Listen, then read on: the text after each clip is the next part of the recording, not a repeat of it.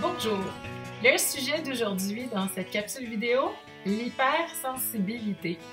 Je suis Nathalie Beaulieu, fondatrice des salons TDAH et apaisanteur, et aujourd'hui, je vous parle de ce sujet qui me tient particulièrement à cœur parce qu'elles sont la base de nos expériences et souvent aussi jouent énormément, influencent nos relations interpersonnelles.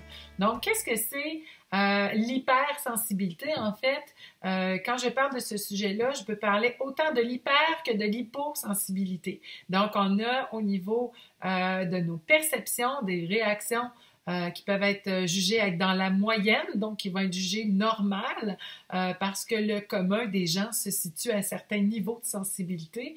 Et quand on est au-dessus, on devient hypersensible et en dessous, hyposensible. Donc, en quoi cette information-là est importante et peut nous aider avec notre quotidien, avec le TDA, TDAH, ça peut être aussi avec l'Asperger, ça peut être aussi avec lié à l'anxiété ou à d'autres problématiques, d'autres défis, le trouble du spectre de l'autisme. Donc, c'est une réalité de parler du niveau de sensibilité parce que ça affecte évidemment toutes mes réactions, mes décisions, mon quotidien et ma qualité de vie. Donc, de quelle façon on apprend à vivre ensemble avec une personne qui est un peu plus sensible que la moyenne? Donc, d'abord, on va aller travailler à quoi ça peut nous faire penser. Peut-être qu'on a déjà parlé de vous ou d'un membre de votre entourage, ou peut-être que vous-même avez déjà utilisé les expressions d'être soupe au lait, d'être à fleur de peau. Ce qui est différent, de parler de quelqu'un en parlant de son tempérament, en disant par exemple qu'elle a un tempérament bouillant, qu'elle est nostalgique ou un peu fleur bleue. Donc, je veux qu'on puisse faire la différence entre la personnalité de quelqu'un et son niveau de sensibilité avec ses sens. Donc, c'est de ça dont on parle aujourd'hui. Donc, par rapport aux sens, donc on peut avoir l'impression de l'extérieur qu'une personne hypersensible ou hyposensible va exagérer, va avoir des comportements un peu bizarres, un petit peu surprenants, va prendre des façons de travailler un peu différentes de la moyenne ou un peu créatives. Et puis, on ne comprend pas toujours le comportement ou la réaction de la personne qui est à côté de nous. Tout simplement parce qu'on n'a pas les mêmes points de repère, on n'a pas les mêmes sensations, on n'a pas le même degré de sensibilité. Donc, je veux aussi clarifier le fait qu'en parlant de ces besoins-là, je ne parle pas des manies de quelqu'un, je ne parle pas de comportements compulsifs ou excessifs, je ne parle pas de comportements à répétition, à outrance, donc c'est pas non plus le sujet. Peut-être qu'il y a des comportements comme ça qui vont coexister, mais en isolant le degré de sensibilité, on peut aussi aller mieux comprendre ce que c'est et se donner des moyens d'action. Donc, je vous en parle dans quelques minutes. Regardez bien la vidéo jusqu'à la fin parce que je vous donnerai quelques pistes d'action pour faciliter votre quotidien avec l'hypo ou l'hypersensibilité. Donc, dans tous les cas, c'est de regarder, de comprendre qu'au niveau du monde des ressentis, même si on est tous humains, même si on a tous le même système nerveux et qu'on a des bases très, très communes, il reste que dans le degré de toucher, par exemple. Donc, il y a des gens qui, juste le fait de s'approcher un peu plus proche, ont besoin de communiquer de façon très, très proche et on a l'impression que l'autre rentre dans notre bulle et que c'est un peu agressant. Donc, dépendamment de nos points de repère, si je m'éloigne et puis que je m'en vais jusqu'au mur pour vous parler, vous allez peut-être pas comprendre ma réaction et dire comment ça se fait qu'elle me parle de si loin. J'exagère un peu l'exemple, mais je pense que vous comprenez que la notion de distance, la notion de la voix, la notion de débit, de rythme, tout ça sont liés par exemple à la vue, à la proximité, à l'ouïe, donc au son. Donc tout ça peuvent être appréciés ou désappréciés des personnes avec qui on est.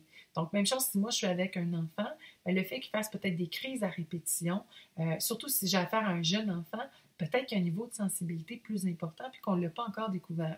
Donc, si vous avez, par exemple, un enfant à la maison qui a beaucoup de difficultés à s'habiller parce qu'il n'aime pas ses vêtements, parce que ça pique, parce que ça gratte, il ne va pas nécessairement faire les gestes pour vous faire comprendre, mais peut-être qu'il va se fâcher, peut-être qu'il va refuser de s'habiller, peut-être qu'il n'y aura pas la même collaboration, qu'il va pleurer, qu'il va avoir la sensation de gigoter, de bouger. Pas nécessairement parce que le vêtement lui fait pas, mais parce que peut-être qu'il déteste la couleur qu'il porte, peut-être que la laine lui pique trop, peut-être que la sensation sur sa peau n'est pas agréable. Donc, on parle d'hypersensibilité comme ça qui peuvent peut-être générer des comportements, des attitudes ou des décisions qui vont surprendre ou qui ne faciliteront pas justement de faire des tâches ou d'entrer en relation.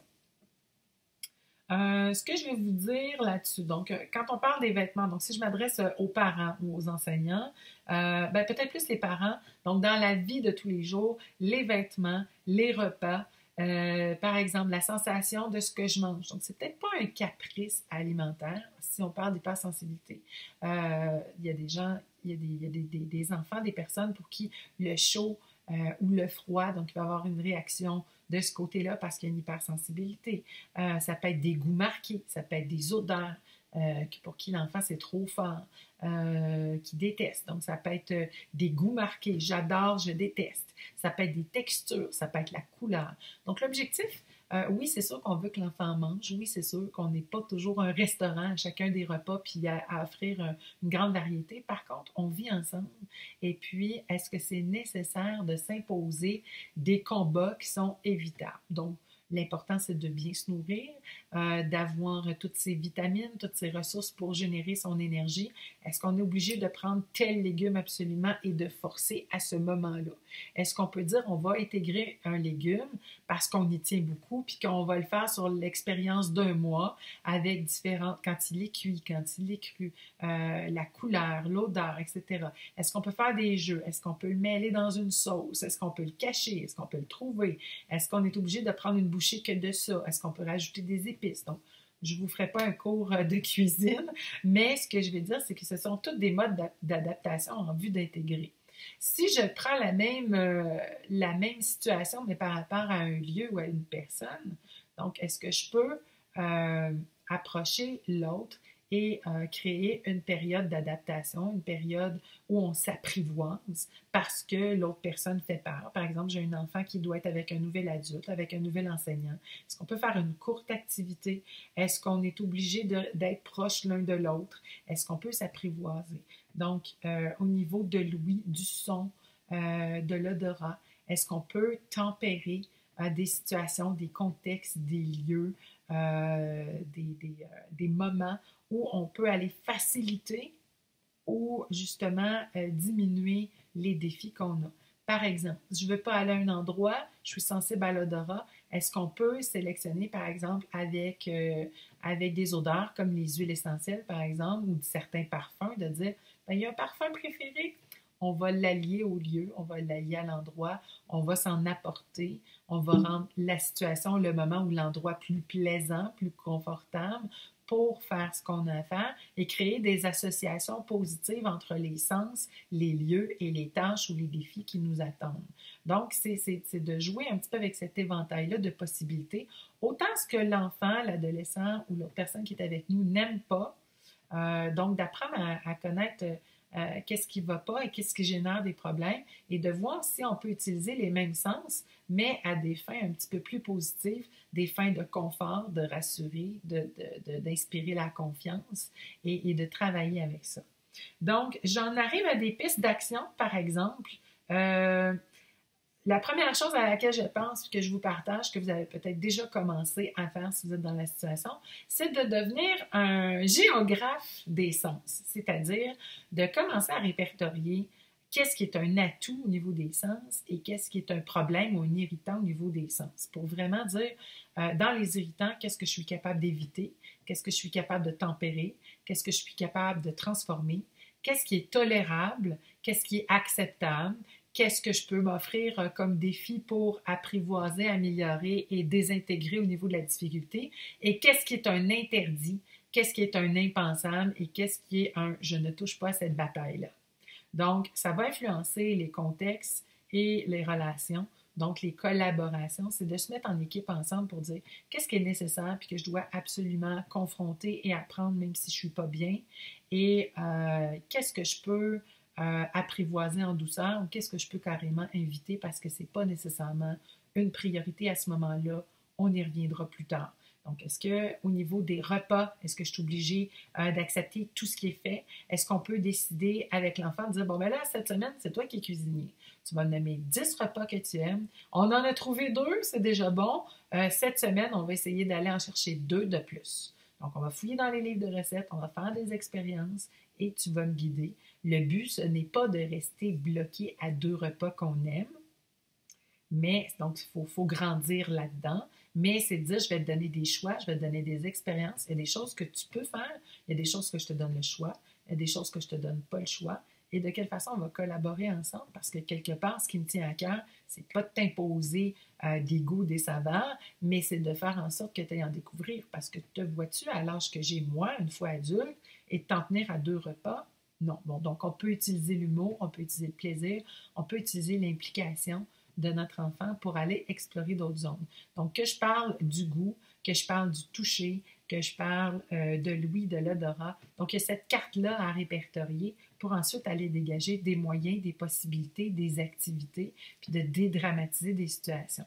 Donc, à force de s'approcher tout doucement de quelque chose qui est un petit peu rébarbatif, qui repousse l'enfant ou l'adolescent ou l'adulte avec qui on est, bien, c'est d'apprivoiser ça doucement puis de franchir une petite étape à la fois en fêtant les succès, en célébrant les pas en avant qu'on a fait.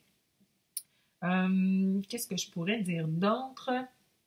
Je consulte mes notes. Donc, prévenir, adapter, apprivoiser, dépasser. Est-ce que je peux prévenir une situation où je sais que je vais créer une réaction vive? Donc, on sait qu'au niveau de l'autisme d'Asperger, il y a des choses qui sont marquées au niveau du toucher, au niveau de la proprioception, qui est aussi un sens, qui est aussi les sensations, donc par rapport à la texture d'un objet, par rapport à la couleur, par rapport à la densité. Donc ça, c'est des choses avec lesquelles parfois, nous, on n'a même pas la perception de ce qui se passe autour, tellement on est concentré à autre chose. Mais pour des gens qui vivent avec l'hypersensibilité, ça peut occuper un espace, une concentration puis une préoccupation importante. Donc, ne pas ridiculiser ou dévaloriser la personne dans son ressenti parce que je veux que vous vous rappeliez que nos ressentis sont à la base de nos expériences, sont à la base des informations que l'on capte tous les jours pour notre protection, pour favoriser notre bien-être et pour naviguer dans la vie. Donc, si on va ridiculiser, si on dit à la personne, ben, non, t'exagères, etc., on est en train de toucher à sa confiance en elle-même, sa confiance en nous et au niveau relationnel, donc, qu'est-ce qu'on fait? Donc, ne pas négliger ces petits jugements de valeur-là et ces mots-là. Donc, je ne veux pas non plus les grossir et les exagérer non plus dans leur portée, mais répéter jour après jour par une personne, un autre, un contexte, un autre. La personne les reçoit de tous côtés et le but, ce n'est pas de faire en sorte qu'elle perde confiance ou qu'elle s'endurcisse. C'est de prendre conscience de ses difficultés, de voir lesquelles elle peut surmonter, lesquelles elle doit gérer elle-même et lesquelles valent la peine d'être travaillées en collaboration ou de nécessiter des adaptations dans l'environnement. Si j'avais mis un chandail aujourd'hui avec des motifs léopard pour certains, je serais probablement habillée de motifs qui seraient agressants. Si j'étais avec la couleur rouge vif, bien pour certaines personnes, c'est trop, c'est agressant. Si j'avais mis un certain parfum, donc les gens que je rencontre, si ce n'est pas leur odeur préférée, ça peut faire la réaction inverse, puis une réaction de recul ou une réaction d'évitement parce que on a collé à cette odeur-là le fait que je suis cette personne-là et j'ai moins envie de la voir. Ça ne se joue pas toujours consciemment, mais c'est important quand on sait qu'on a affaire à quelqu'un qui est hyper ou hyposensible, quelqu'un qui n'a pas peur de donner des coups, qui est brusque et tout ça, peut-être pas au niveau de la proprioception, les capteurs ajustés de la même façon que la moyenne et a tendance à bousculer pour aller chercher des contacts et pour avoir conscience de son corps. C'est un exemple. Donc, au niveau de l'hypo et l'hypersensibilité, ce sont des données qui vont qui sont à prendre en compte dans nos relations, dans nos choix de fonctionnement ensemble. Il y a des choses pour lesquelles on n'a pas de prise, par exemple des lieux publics, mais on a des choix qu'on peut faire, par contre, pour rendre le quotidien agréable avec cette réalité-là.